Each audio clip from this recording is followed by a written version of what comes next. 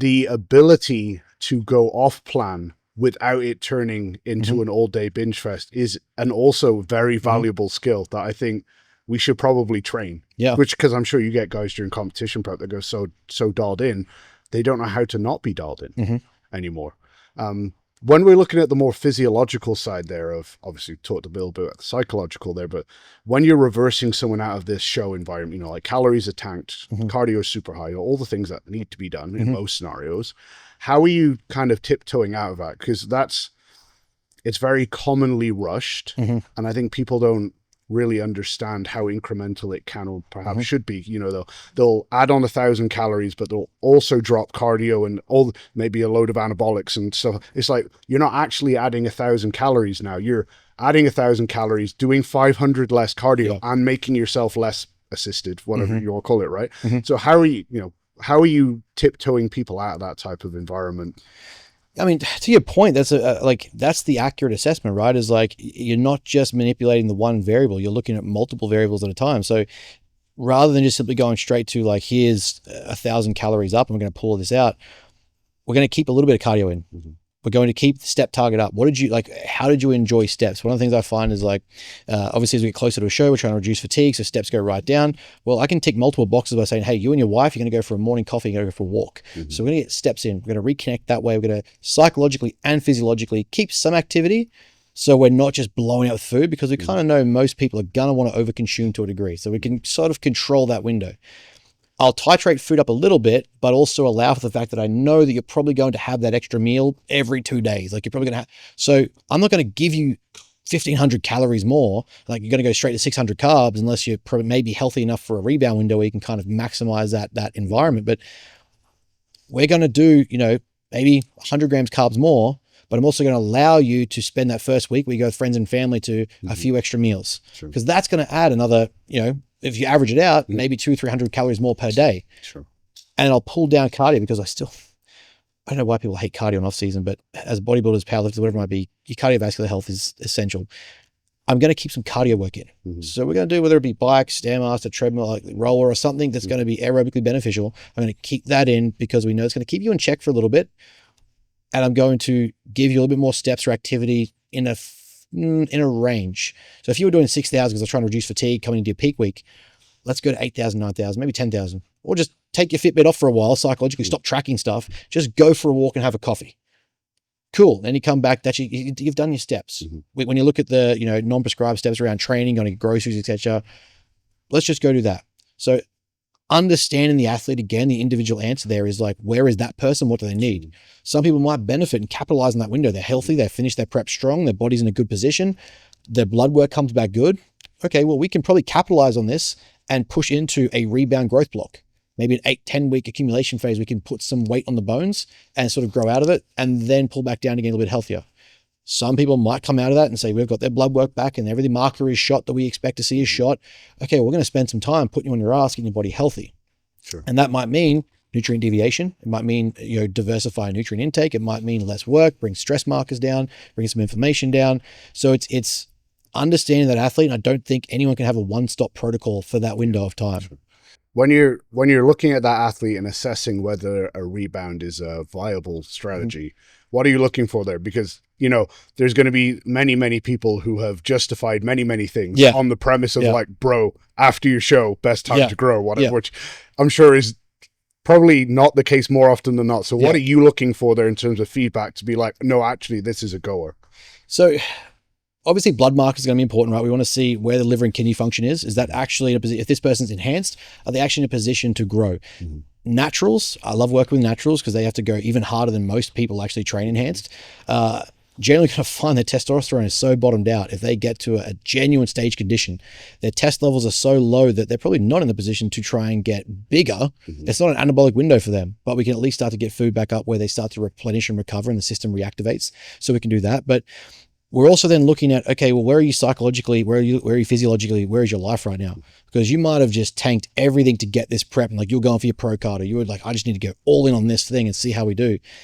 That cost might mean that we aren't going to be able to push right now. Maybe you can't afford the cost of the next cycle that comes through. Maybe you can't afford the cost of going straight to that level of food and training. Maybe your wife wants you to slow down for 3 months because you just gave this for 6 months. And so, there's so many more variables or factors that have to be analyzed than other than, is the body healthy?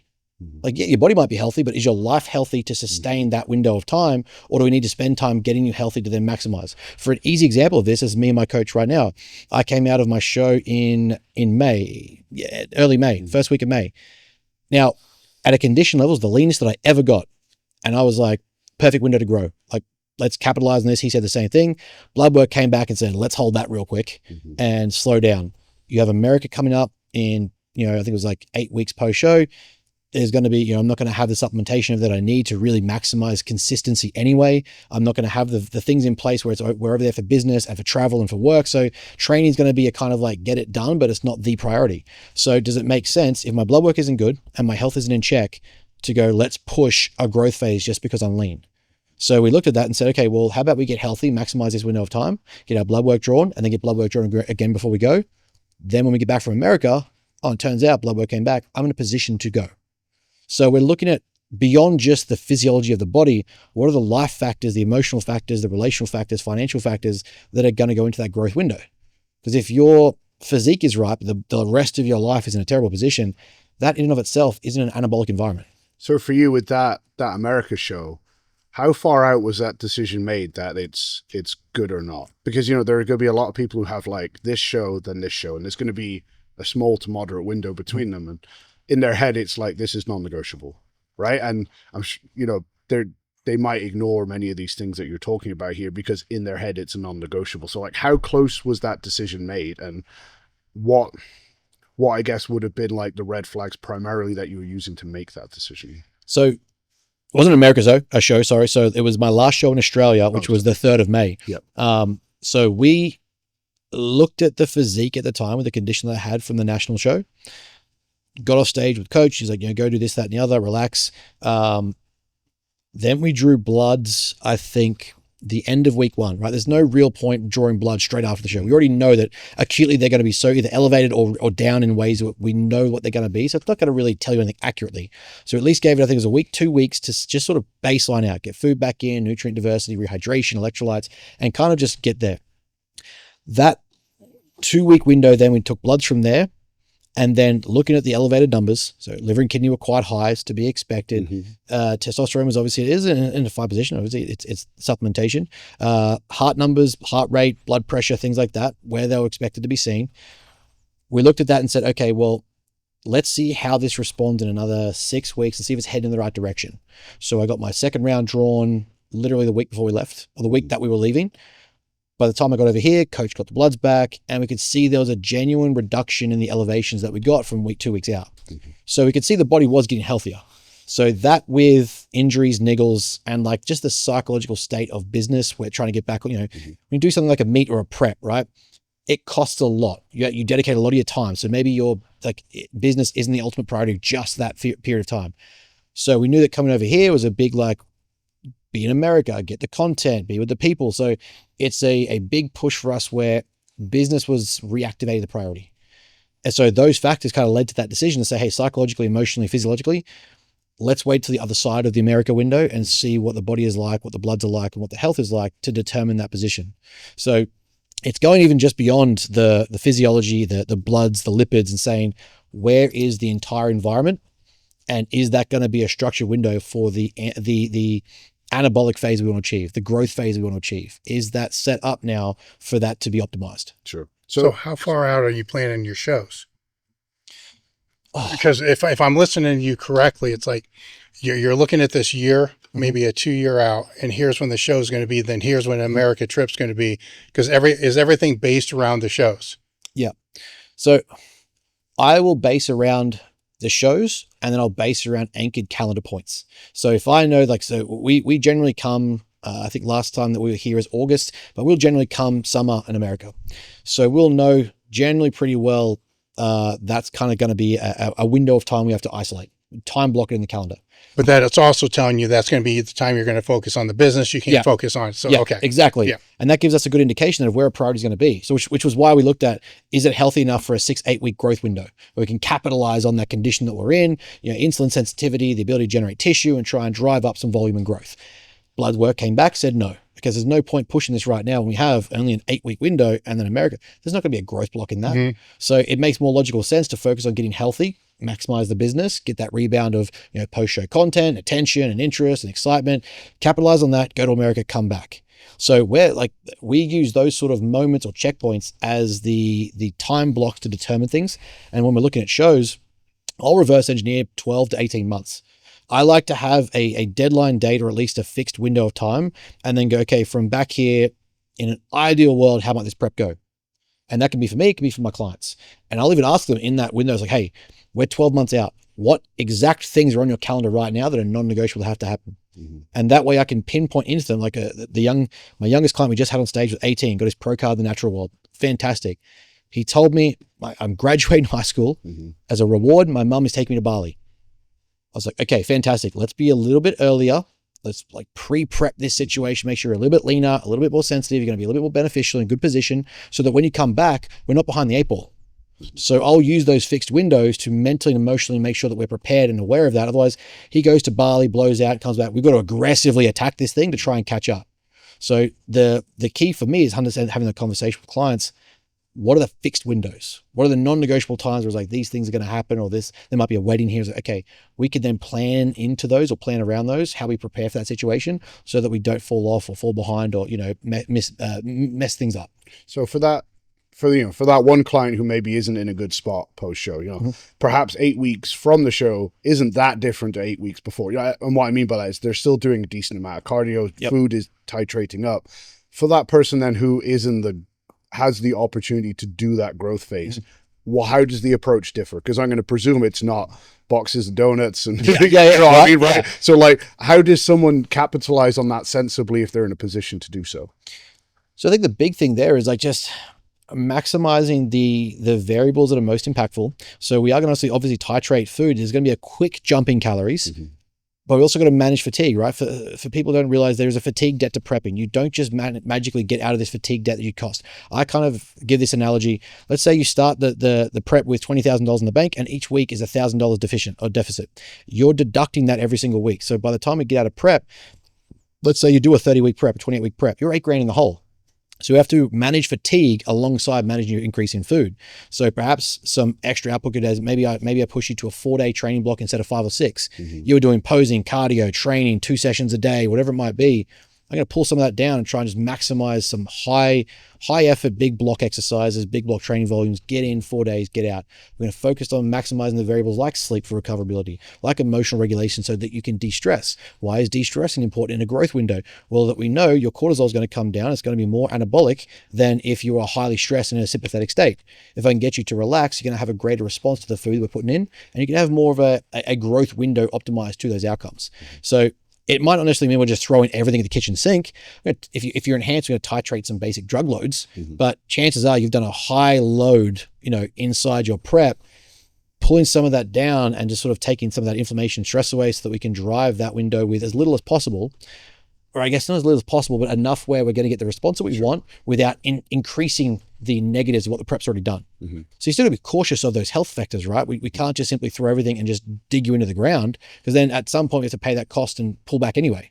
So it's trying to still maximize the blood work, the variables we've managed and assessed, and go, well, if you're still mentally driven, if you're still in an emotionally stable state where you can get after it and the body isn't paying the tax just yet, mm-hmm. we can push some of these factors, push some of the components, pull down some of the other ones, so we're getting a fatigue reduction as we're getting a volume drive. Sure. So that's how I try to kind of look at it as a means to manage it. Yeah, sure. But it doesn't sound like it's a night and day difference. It just looks like stress in terms of training, etc., might stay a little bit higher. Food might titrate up a little bit quicker, but it's not what people think it might be in terms of capitalizing on that window, for sure. For me, yeah. Were there any topics you wanted to go over or that we didn't bring up? I'm kind of going through the list real quick here. I think we've really got after all of it. I think it's just an important conversation that coaches and clients need to start having. I think is, like you alluded to, right? Is what does this mean to you? What do you want out of it? How does this help you in life? How does this make you better, as opposed to just, I got shredded, or I got that 300 kilo lift, or I got the extra 20 kilos in the bar. Those things are going to come and go, but they're not going to give you the happiness and the result that you're seeking by doing this thing if you don't have a clear reason as to why it matters. Why should most people not bodybuild? Because of the psychological components we talked about. I think I spend more time in consults talking people out of competing and talking them towards photo shoots, just a cut window, a fat loss phase, to see if they can even tolerate or enjoy that thing. And generally what I find is most people get to like a 10, 12 week out sort of condition where, hey, can you even handle pushing towards that next level condition? No. So for me, I think more people need to test the waters in other areas first than just going straight to competing. As we sort of alluded to, those coaches who might do a 12-week challenge and this person's dropped 20 pounds and go, hey, guess what? Well, what do I do next? Oh, we're going to do a show. Do you think people just underestimate the difference? Like looking good in a photo shoot where you can control the lighting, you know, all that, use all the angles, whatever, versus being lean enough to look good on a stage, washed out in lights. Like, do you think people just really underestimate how different that is? I mean, you think how many people tell you that if they just took steroids, they'd be Ronnie Coleman? How many times do you see the comments in the photo shoot? It's like, if I took this drug, I could get the 400 kilo squat. I could get the Ronnie Coleman physique. You're like, you vastly underestimate what is required, and also don't understand how many people in the fitness industry are using that don't look the way you think they look, or like what that would naturally give them. So yeah, I think for me, that's a big component of it. People don't actually understand the difference of what's required for that. I going to give the example like the 15 to say 10% window. Not much has to change to get someone lean. If you go from 30% to 15%, I can make some small reductions in food and calories, in slightly titrate output, make you sleep better, and you're gonna get some improvements. 15 to 10 starts to get pretty difficult, but from that 10 to the 3, everything about that is physiological and psychological resistance. You are fighting a battle against the body's desire to survive. So, and it's going to fight you doing that, right? The body's main goal is survival. If you look at Maslow's hierarchy of needs, safety takes priority. And we're trying to drive you to a point where your body is literally starving, dropping energy, reducing body fat and our energy source.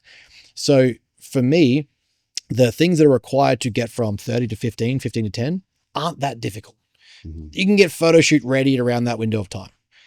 But the thing is, I think people really underappreciate, undervalue what requires going from that 10 to the 5, from the 5 to the 3. And that leads to them believing they can do something that they aren't yet ready to do.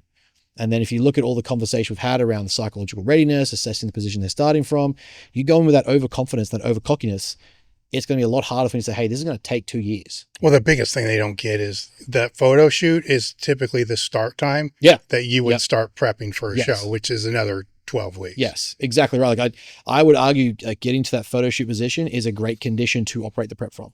Yes. That's what they don't understand. Yeah. So like for that average person that you're convincing away from doing a competition specifically, what are the most common limitations? Like where are they deficient? Like most commonly across the board, do you find personally? Their life isn't set up for it. Their sleep schedule isn't set up for it. Their relationships aren't ready to handle it. They haven't had the conversations with the people that matter around them about it. They think, like a lot of people, this will add to the point that people are unaware of what's required. Most people compete thinking it's a solo sport, right? And to a degree, yeah, sure it is. To a degree, you're the one who gets up on stage, but ask your wife in 20 weeks if she thinks it's a solo sport. Ask your best friends who haven't seen you in 16, 20 weeks, 30 weeks, because you've been so dialed in nutrition, you can't go out for a drink, or you haven't been able to go out and watch the football. Ask them if they think it's a solo sport, because that to me is going to have much more implication. If you're getting the message from the wife, like, hey, you've become a POS and I'm ready to leave you for this. And your friend's like, hey, don't bother talking to us once it's done. You've turned into a dick. That level of thing. If those conversations aren't had, if that readiness isn't established before you get going, it's only going to get worse, and you're going to ruin your life for these things that you probably should have had those conversations before starting. So those are things I'm assessing outside of obviously what's your nutritional literacy, what's your coachability? Have you had a history of being adherent in the past? Have you stuck to anything difficult before? What's the leanness you've got to? Sure, those questions matter, but those psychosocial parameters start to really add up as to if you're ready to get on stage, or at least begin the prep phase. I mean, that relationship side I think is so big. When we had the duets out, they were saying that they prepped for the same shows together. Yeah. And I think people underestimate, like you won't, right? But like to both be in competition prep at the same time. And they were like, yeah, we revel in it. We love it. And I'm like, you guys are going the distance. Yeah. You know, like 100%. marriage wise, like if you can do that, I don't really know what you can't do together. Yeah. So you know? I've prepped her. We like, I prep her, I coach her. My fiance, she's also the marketer of our business. So we work the business together. So like these things, we've got trials and tribulations where we've overcome them and done them together. We're in the trenches 24/7, but at the same time, I was like that before we started. She was like that before we started. We had those conversations. I said, I'm going to do this thing. So if you aren't okay with that, that's okay. But it just might mean we don't happen and we don't work out. Yeah. But that's a conversation we have to be able to say, you know, are you ready for this thing to go to this next level and see this through? And I think a lot of people don't put the value of that stable relationship into the equation. Yeah, sure. So the acid test is not moving in together. It's do a competition. Yeah. See what comes yeah. out. Yeah. For the athletes, everyone says it's moving in together, right? But it's whether or not you can comp prep.